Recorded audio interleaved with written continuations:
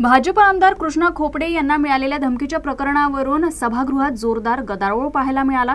भाजप आमदार आक्रमक होत थेट वेलमध्ये उतरले। न्याय द्या असे नारे देत सरकारकडून तात्काळ कारवाईची मागणी करण्यात आली। या मागणीला सर्व आमदारांनी पाठिंबा दर्शवत एकमतानं विरोध केला।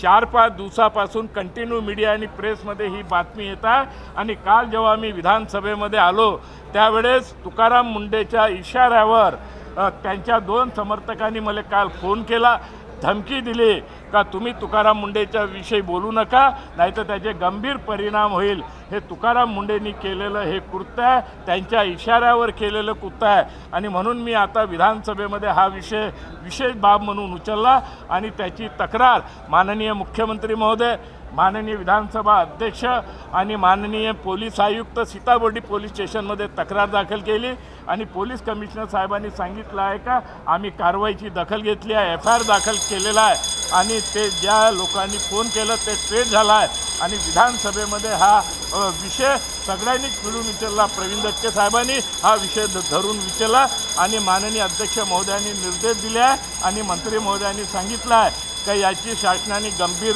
दखल घेतलेली आहे आणि याची संपूर्ण कारवाई होईल आणि तुकाराम मुंडेबद्दल कारवाई निश्चित स्वरूपात होईल हे त्यांनी आता आश्वासन आमच्या पटलावर त्या ठिकाणी दिलेलं आहे।